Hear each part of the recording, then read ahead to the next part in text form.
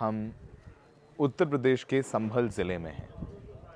संभल ज़िले में रविवार से सेक्शन 144 इम्पोज किया गया है, यानी यहाँ पर 4 से ज़्यादा लोग इकट्ठे नहीं हो सकते हैं। हम इस वक्त उस शाही जामा मस्जिद की सीढ़ियों पर खड़े हैं जिसको लेकर के यहाँ विवाद हुआ, हिंसा हुई और उस हिंसा में अब तक यहीं के संभल के ही 5 युवाओं के मरने की खबर है। आपको बताएं कि इस इलाके में अभी ये तस्वीर भी दिखाते हैं, यहाँ पर भारी पुलिस बल तैनात किया गया है।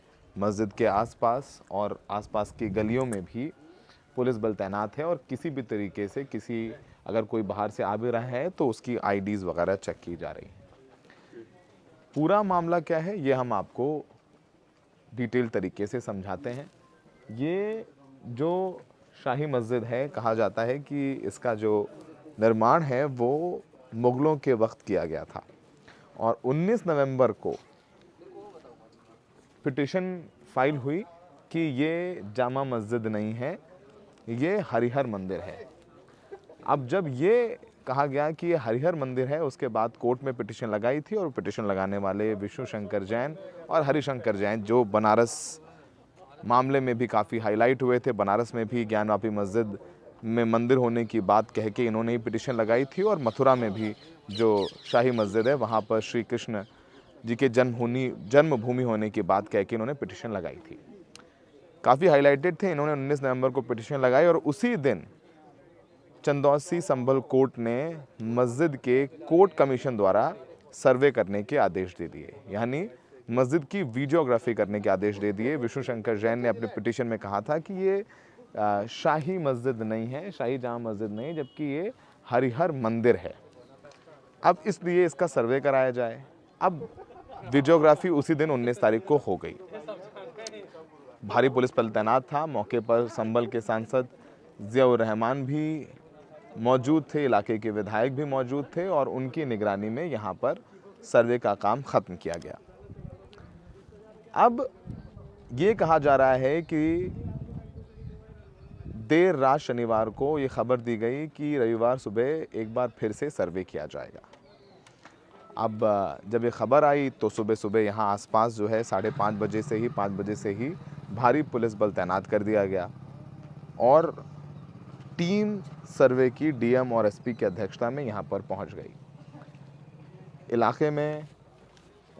इलाके में आपको बताएं, जो यहाँ के लोगों का कहना है कि यहाँ पे सर्वे का काम शुरू हुआ और जो विष्णु शंकर जैन हैं, जब वो अंदर आए मस्जिद के तो उनके साथ एक हुजूम था जो कि जय श्री राम धार्मिक नारे लगाते हुए यहाँ तक पहुँचा और फिर विष्णु शंकर जैन अंदर गए। अब जो मस्जिद कमेटी के अध्यक्ष हैं ज़फ़र, उनका दावा है कि यहाँ पर लोगों में ये खबर फैल गई कि मस्जिद पर कब्ज़ा किया जा रहा है, उसको सील किया जा रहा है।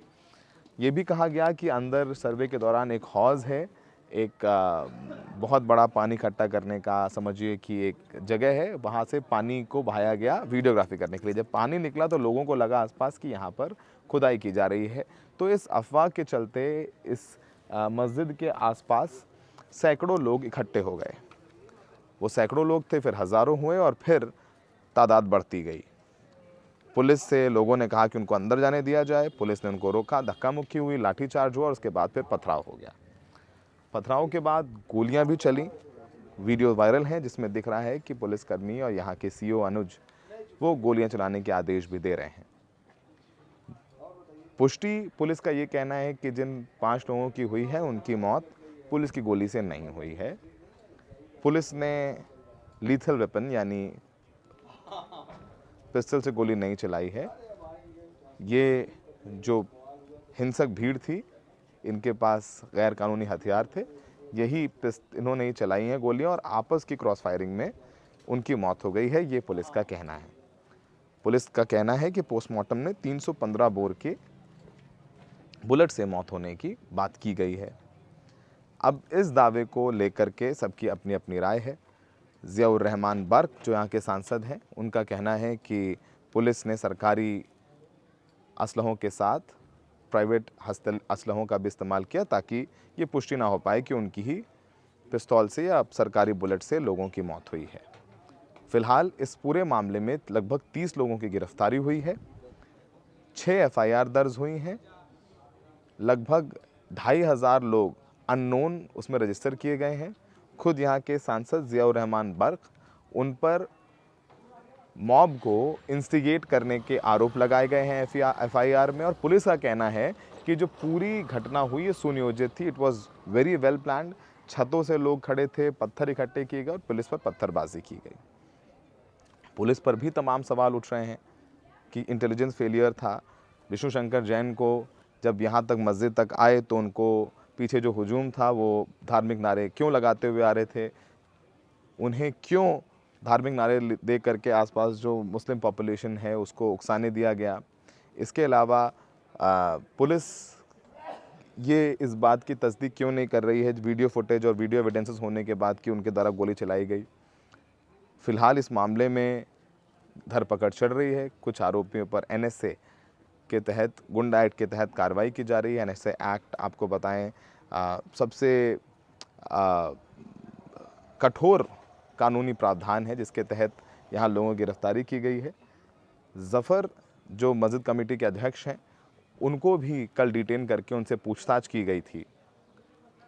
वो एक प्रेस कॉन्फ्रेंस कर रहे थे, उन्होंने पूरी बात अपनी बताई और कुछ उन्होंने कहा कि उनके सामने ही डीएम, एसपी और कुछ अधिकारी गोली चलाने के आदेश देने की बात कर रहे थे। उसके बाद उनको डिटेन करके पूछताछ की गई है।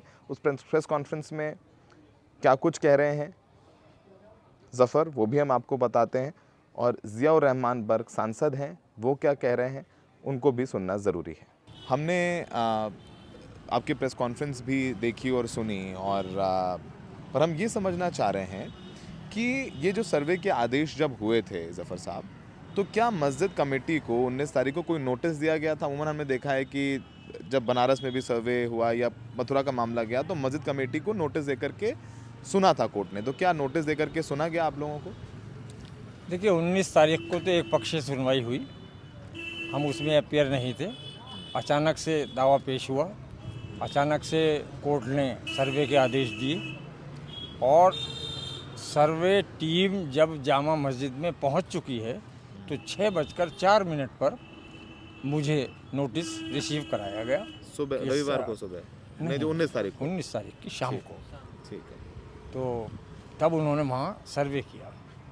सर्वे करने के बाद फिर उन्होंने एक दरख्वास्त डीएम संभल को दी कि सर्वे चूँकि रात हो जाने की वजह से अंधेरा था, पब्लिक ज़्यादा थी, अधूरा रह गया है, इसलिए हम दूसरी बार सर्वे करना चाहते हैं। इसलिए उन्होंने 24 तारीख में फिर से सर्वे सुबह 7:30 बजे के आसपास शुरू किया। सुबह 7:30 बजे तो आपको बुलाया गया था मस्जिद हमें उसमें 9 घंटे पहले, 8 घंटे पहले उन्होंने सूचना दी थी कि हो सकता है कि सुबह 7 बजे सर्वे हो, और हम आपको इत्तला दे देंगे, आप किसी को फ़िलहाल इत्तला न दें। हमने रिसीव कर लिया था।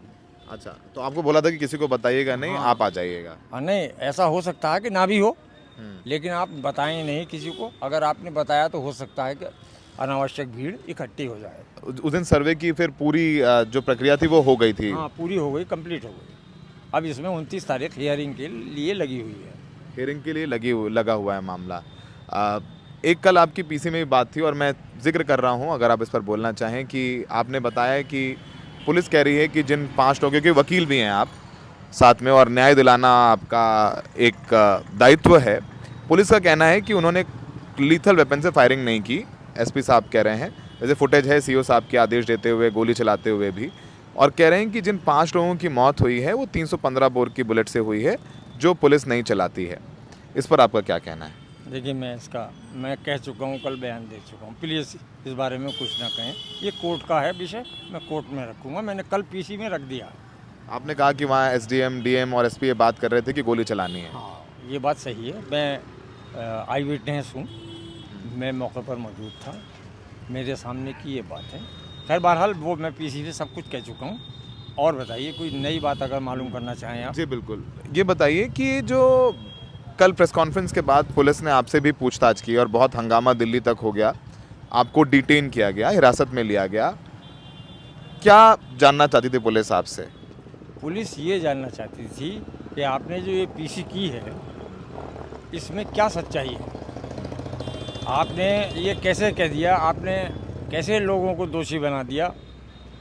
तो अब मैंने वही कहा जो मैंने उसमें पीसी में कहा था कि मैं प्रत्यक्षदर्शी हूँ, आई विटनेस हूँ, जो मैंने देखा वो कर दिया, कह दिया। पुलिस ने आप पर दबाव बनाया। ना दबाव ना, बस यही, इसे दबाव समझ लें या कुछ भी समझ लें। बहरहाल उन्होंने हमसे कहा कि आपने ये बात गलत कह दी, ये बात गलत कह दी, ये बात गलत कह दी, ये नहीं कहनी चाहिए थी, ये कहनी चाहिए थी, इस तरह की उन्होंने मुझसे पूछताछ में बातें कही। हम इस वक्त पार्लियामेंट में, हमारे साथ ज़ियाउर रहमान बर्क हैं, संभल के सांसद हैं। इन पर भी मुकदमा दर्ज हुआ है। रविवार को जो संभल में हिंसा हुई है उसमें 5 युवकों की मौत की पुष्टि हो गई है। मुकदमे 7 दर्ज हुए हैं, 500 से ज़्यादा लोगों के खिलाफ मुकदमे हुए हैं और बर्क साहब के भी खिलाफ मुकदमा दर्ज है कि उन्होंने लोगों को उकसाया, पत्थरबाजी करवाई और पत्थरबाजी करवाने के बाद पुलिस के वाहनों को फूंका गया और पुलिस पर हमला करवाया गया। बर्क साहब, पार्लियामेंट में आप थे, अभी आप राष्ट्रीय अध्यक्ष समाजवादी पार्टी अखिलेश यादव का भी बयान हमने सुना। आप पर मुकदमा दर्ज हुआ है, पहले उस पर आपका क्या रिएक्शन है? सीधा सीधा रिएक्शन ये है कि ये अपनी जो घटना घटी है, ये पुलिस प्रशासन इसका जिम्मेदार है। इसने खुद घटना को अंजाम दिया है और इसको छुपाने के लिए, अपनी नाकामी को छुपाने के लिए और किस प्रकार एक जो आवाज़ है मुसलमानों की उसको दबाने के लिए, और उसके साथ साथ कि मैं अपने क्षेत्र के लोगों की कोई मदद नहीं कर सकूं, इसलिए इन्होंने मेरे खिलाफ मुकदमा दर्ज किया है। और जब मैं घटना के दिन वहाँ संभल तो दूर की बात है, प्रदेश में ही मौजूद नहीं हूँ, तो क्या मतलब बनता है मुकदमा दर्ज करने आप का? कहाँ थे रविवार को? बेंगलोर में all India Muslim personal law board की बैठक अटेंड करने गया था। आपकी वीडियो फुटेज भी है, फ्लाइट टिकट्स भी हैं आपके पास सारी? 100% है वहाँ पर, मतलब टिकट्स भी हैं वहाँ पे। जहाँ मैं बेंगलोर में था वहाँ के मौजूदगी भी है मेरी, वहाँ के फ़ोटोज़ भी हैं, वहाँ पे मैंने अटेंड की है meeting all India Muslim personal law board की।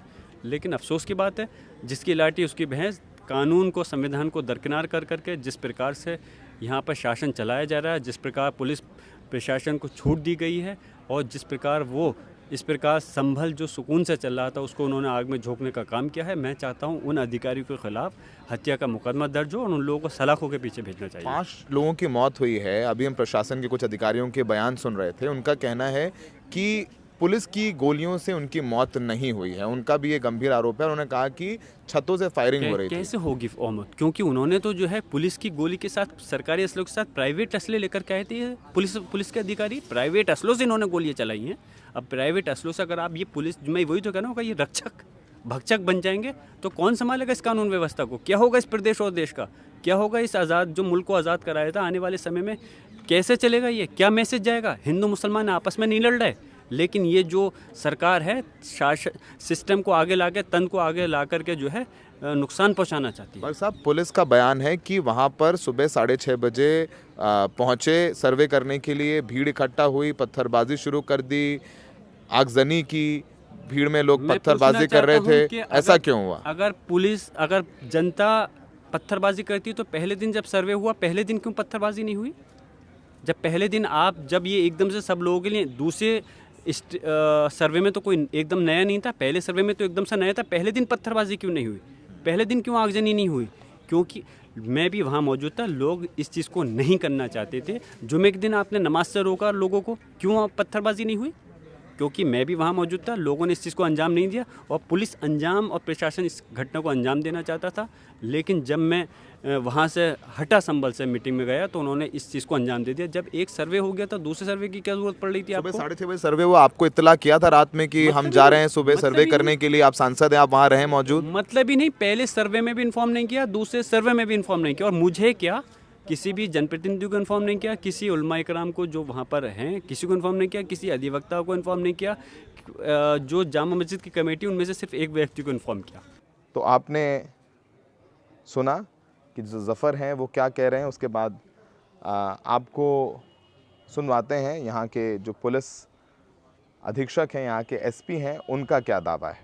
इससे ज़्यादा मतलब एक पॉलिटिकली मोटिवेटेड, सेल्फ मोटिवेटेड, एक कंस्पिरेसी का एक स्वयं को पार्ट एक तरीके से स्वयं वो बना रहे हैं। हम उनको नहीं कह रहे हैं, वो स्वयं अपने आप, अगर उनको इतने ही डाउट थे, क्वेश्चंस थे, it should have come yesterday only. कल ही उनको आके अपना डाउट हुआ, प्रॉब्लम हुई, जब इश्यू हुआ उसके बाद में आके बताते कि मेरे साथ इतनी प्रॉब्लम्स हुई हैं। या फिर जब उनको सर्वे के लिए बताया तब भी मीडिया थी। मीडिया हर समय अपना स्टेटमेंट वो कभी भी दे सकते थे, लेकिन उन्होंने कब नहीं चूज किया। लेकिन आज जब कुछ लोगों के ऊपर FIR हुई है, अब जब उनको लग रहा है कि मेरी इमेज है वो खराब हो रही है, तो मैं आके पुलिस के सामने पुलिस के खिलाफ या प्रशासन के खिलाफ बयान दूं, उससे मेरी इमेज ठीक हो जाएगी, उससे इमेज ठीक नहीं हो सकती है। और उन्होंने भ्रामक बयान दिया तो उनके खिलाफ भी कार्रवाई की जाएगी क्या? अभी सम्मानित व्यक्ति हैं वो हम उनको समाज के सम्मानित व्यक्ति मानते हैं। वो चाहे हमारे खिलाफ कितना भी भ्रामक, कितना भी गलत बोलने का प्रयास करें, कुछ भी कुत्सित प्रयास करें, लेकिन हमारे मन में किसी व्यक्ति के लिए सम्मान है। वो सम्मानित व्यक्ति है, वो सम्मानित रहता है। वो अपने सम्मान को गिराए वो एक अलग बात है, लेकिन हमारे मन में उनके सम्मान को हम नहीं गिराए।